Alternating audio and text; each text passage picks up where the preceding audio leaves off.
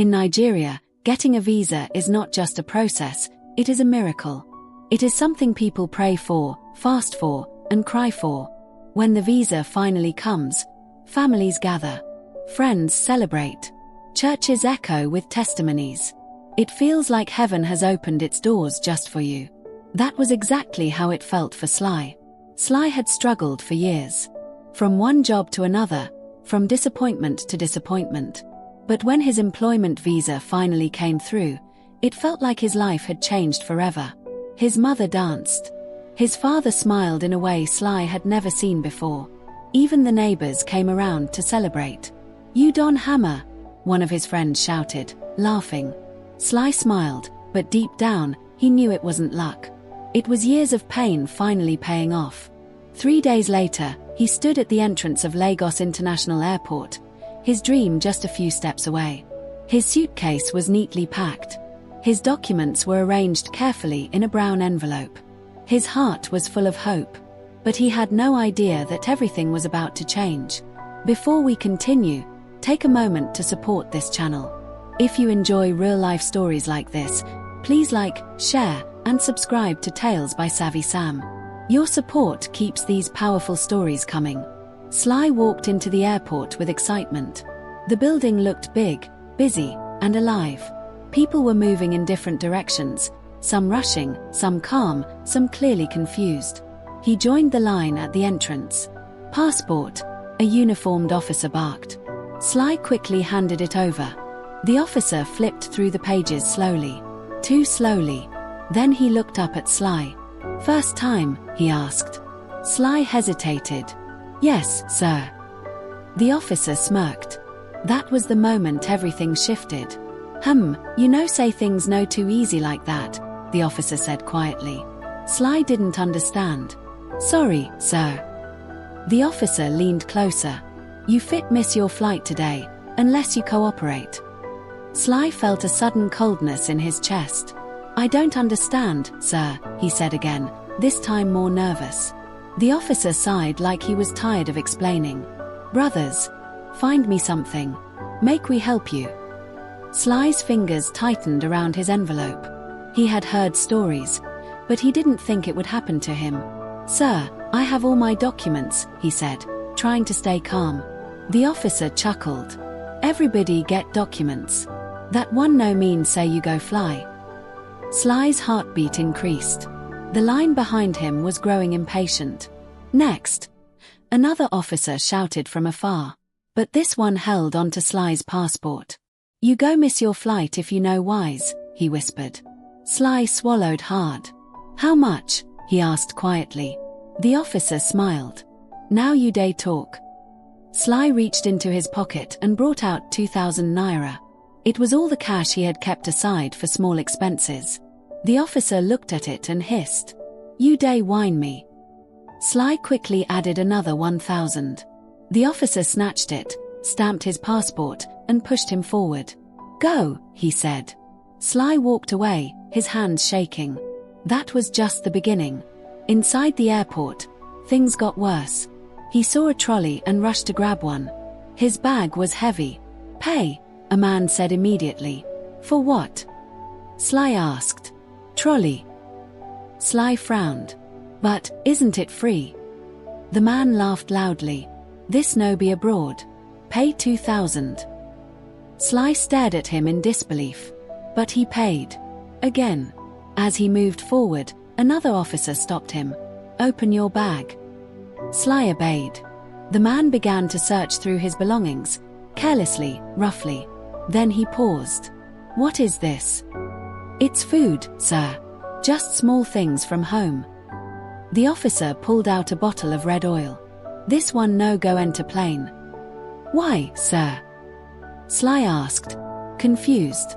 "Flight risk." Sly blinked. "Flight risk." The officer nodded seriously. "You no." Sly knew something was wrong. "But sir, I checked online." "Are you arguing?" the officer snapped. Sly shook his head quickly. "Sorry, sir." The officer leaned closer. "UWA and carry 'em go. Settle us." Sly felt anger rise inside him. But fear was stronger. He paid again. At this point, his excitement had disappeared completely. All that was left was frustration, confusion, and fear. He moved to the next checkpoint. Immigration.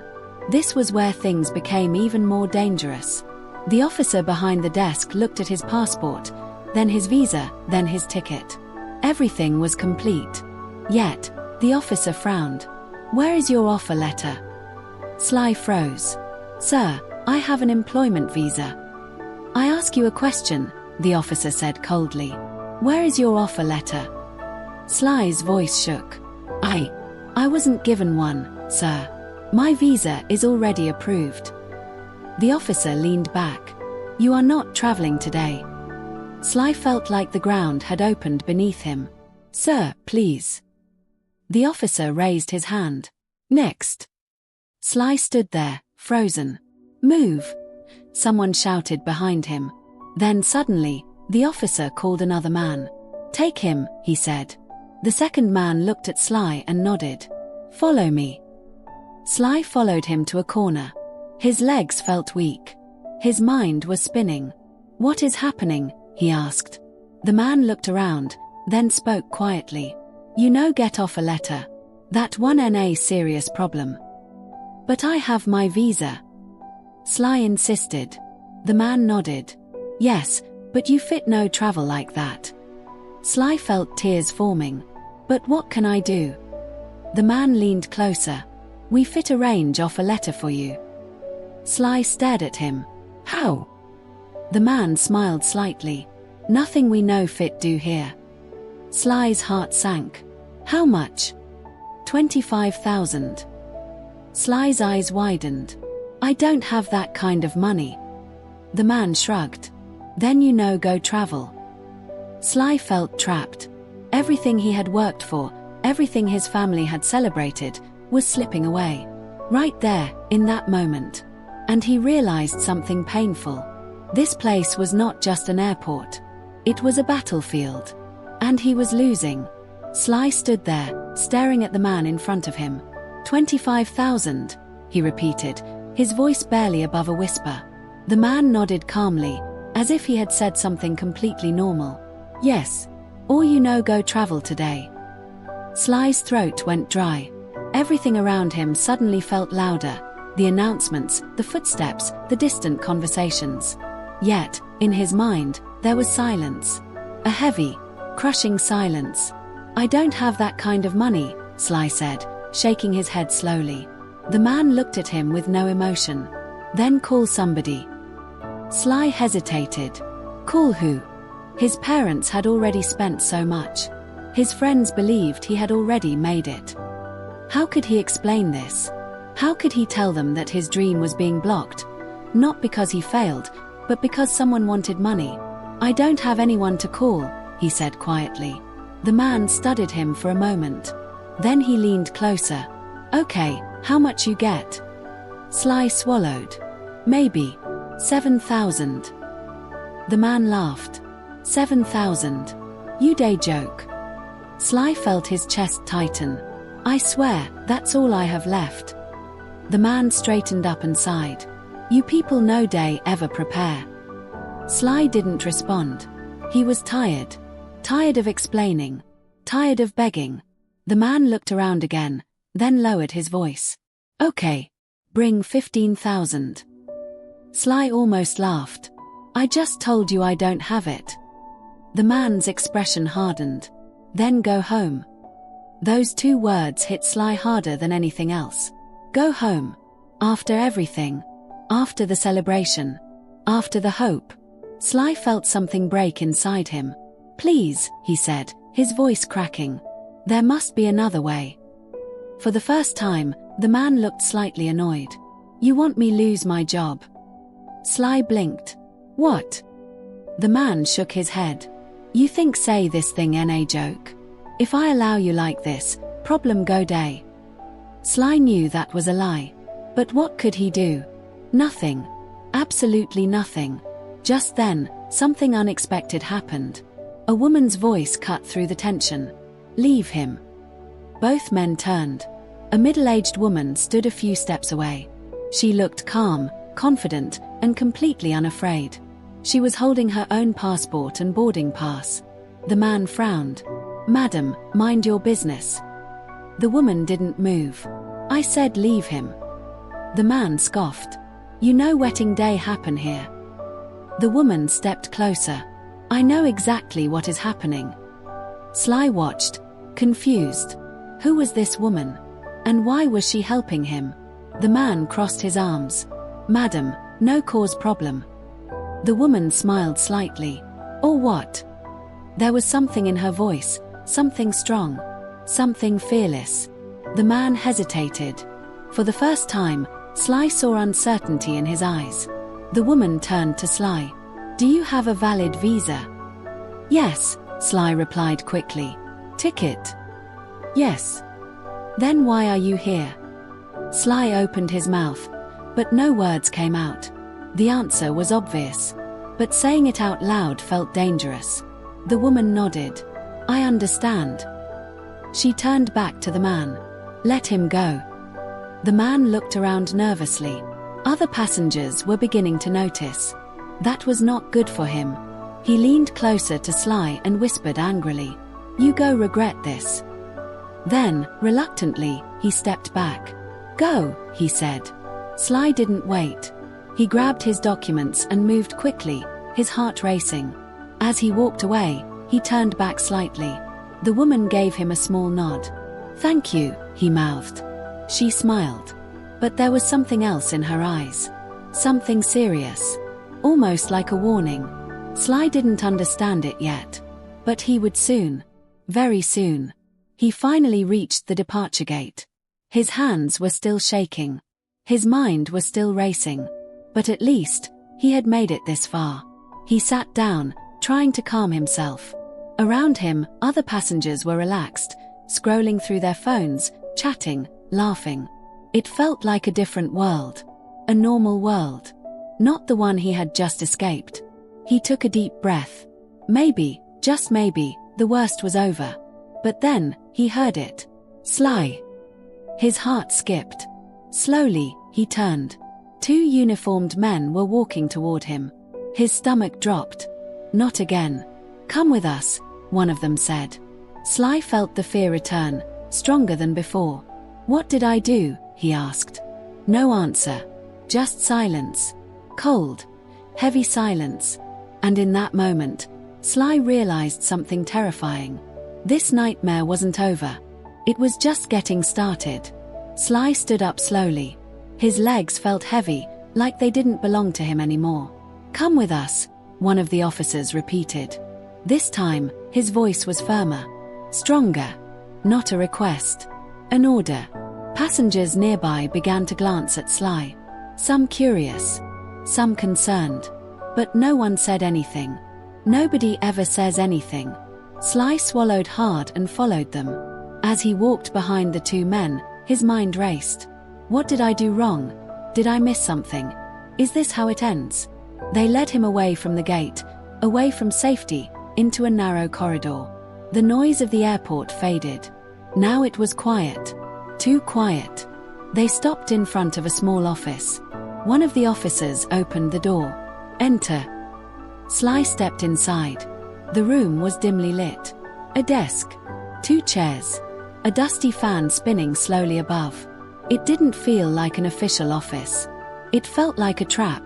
"Sit," the second officer said. Sly Saturday. His hands rested on his knees, trembling slightly. The first officer took his passport and flipped through it. Again. Slowly.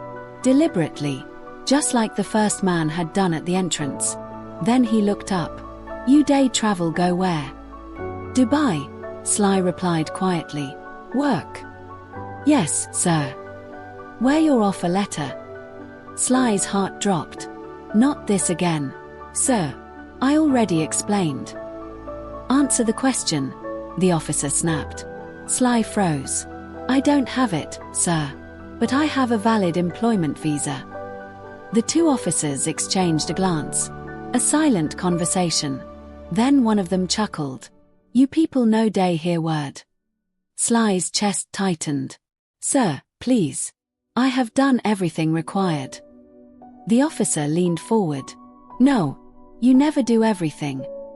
Sly stared at him, confused. What else do I need? The officer tapped the table slowly. Cooperation. There it was again. That word. That same coded language. Sly felt anger rising inside him, but he forced it down. Sir, I don't have money, he said honestly. The room went quiet. Then suddenly, the second officer laughed. A deep, mocking laugh. No money. You WAN travel abroad, you say you no get money. Sly clenched his fists. This is all I have, sir. I've paid, at the entrance, at the luggage, everywhere. The first officer nodded slowly. Yes. That one NA normal. Normal. That word hit Sly hard. So this was normal. Extortion was normal. Fear was normal. Humiliation was normal. The officer leaned back in his chair. You see, if we delay you small like this, he said, glancing at the clock, your flight go close. Sly's breathing became shallow. No, sir. Yes, the officer continued calmly. And nothing go happen. Those same words. The exact same words. Sly felt trapped in a loop. A system designed to break you. Slowly, patiently, until you give in. Please, Sly said, his voice breaking. I've come too far to miss this flight. The officer shrugged. Then help yourself. Sly closed his eyes for a moment. He thought of his mother. Her smile. Her prayers. Her belief that this journey would change everything. He thought of his father. The pride in his eyes. The hope. And suddenly, something inside Sly changed. He opened his eyes. No. The officers paused. They weren't expecting that. No. One of them repeated. Sly shook his head. I won't pay anything again. The room became still. Dangerously still. The first officer leaned forward slowly. You dare challenge us? Sly's heart pounded. But he didn't look away. I have done nothing wrong, he said. The second officer stood up. Okay. He walked to the door and locked it. Click. That sound echoed in Sly's chest. Fear returned. Stronger than ever. You go learn today, the man said quietly. Sly's hands began to shake again. But before anyone could say another word, there was a knock. 3 sharp knocks. Everyone froze. The officers looked at each other. Who is that? One of them muttered. The knock came again. Louder this time. Open this door. Sly recognized the voice. His eyes widened. It was her. The woman. The first officer hesitated. Then slowly, he walked to the door and opened it. She stepped in. Calm. Confident. Unshaken. Her eyes moved from the officers to Sly, then back to the officers. I told you to leave him, she said. The second officer scoffed. Madam, this one no concern you. It does, she interrupted. Her voice was no longer soft. It was sharp. Commanding. For a brief moment, silence filled the room. Then she reached into her bag and brought out an ID card. She held it up. The officers leaned closer. Their expressions changed instantly. Shock. Then fear. Serious fear. Sly couldn't see the card clearly, but whatever was on it changed everything. I don't think you understand the situation you're in, she said calmly. The first officer quickly unlocked the door. Madam, we didn't know. Exactly, she replied. Her gaze was cold now. Professional. You didn't know. The second officer stepped back. Completely silent now. The woman turned to Sly. Stand up. Sly stood immediately. Pick your documents. He did. His hands were still shaking, but this time, it wasn't fear. It was disbelief. Let's go, she said. They walked out of the room together. No one stopped them.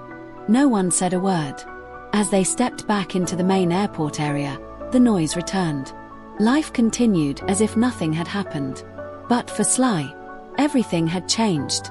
He turned to the woman. Ma, thank you. I don't even know how to. She raised her hand gently. "This is bigger than you," she said. Sly frowned slightly. "I don't understand." She looked at him carefully. "This system, it has been going on for years." Sly felt a chill run down his spine. "And you?" he asked. "Who are you?" She paused, then gave a small, knowing smile. "Someone who is trying to end it." Sly stared at her. For the first time that night, he felt something different. Not fear, not anger, hope. But even hope came with a question. How many others weren't as lucky? Sly walked beside the woman, still trying to process everything that had just happened. His heart had not fully settled. His hand still trembled slightly as he held his passport. Just minutes ago, his entire future was hanging by a thread. Now, he was walking freely. It didn't feel real. "Ma, please," Sly said again, trying to keep up with her steady pace. "Who are you really?" The woman stopped walking. They were now close to the boarding gate. Passengers were lining up. Final calls were being announced. Time was running out. She turned and looked at him. Her eyes were calm, but heavy. "I work with a federal oversight unit," she said quietly. "We monitor illegal activities in sensitive places." Sly blinked. "Like the airport?" She nodded. "Yes, especially here." A cold feeling settled in Sly's chest. "So, all this," he gestured around helplessly, "you know about it?" The woman gave a faint, bitter smile. "We know more than you think." Sly felt a mix of relief and anger. "Then why is it still happening?" he asked. His voice wasn't loud, but it carried pain. Real pain. The woman didn't answer immediately. Instead, she watched a family hugging nearby. Tears, laughter, goodbyes. Then she spoke. "Because systems like this don't survive on one person," she said. "They survive on silence." Sly swallowed hard. Silence. That word again. "People are afraid," she continued. "Passengers just want to travel. Officers protect each other. And those who speak," she paused slightly, "sometimes face consequences." Sly felt that deeply. He almost paid. He almost gave in. Not because he wanted to, but because he was afraid. "Today," she said, turning back to him, "you were lucky." "Lucky?" Sly nodded slowly. "I know." She studied him for a moment. Then she asked a question he didn't expect. "If I didn't step in, what would you have done?" Sly hesitated. He thought about it honestly. Then he sighed. "I would have paid." The answer sat heavy between them. The woman nodded. "Exactly."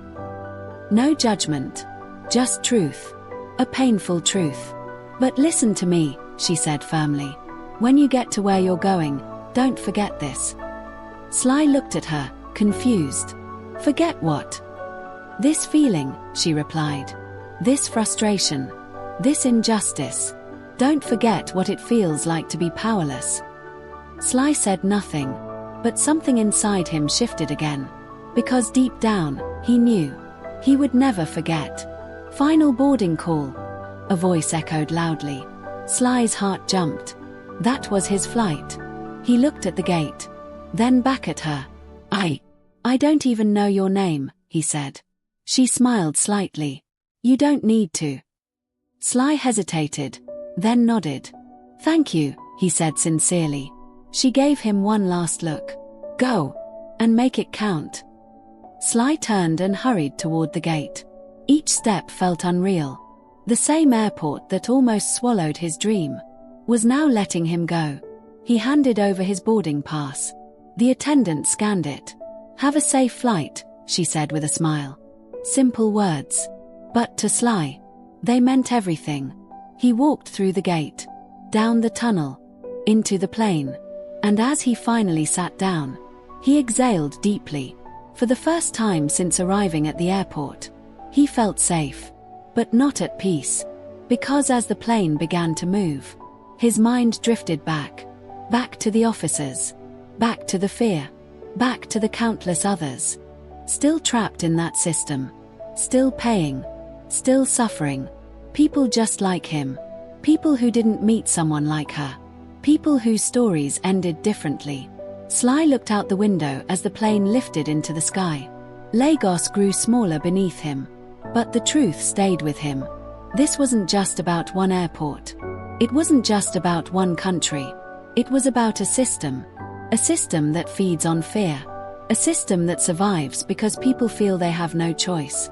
But maybe, just maybe, that could change. One voice, one story, one truth at a time. And as the clouds surrounded the plane, Sly made a silent promise to himself.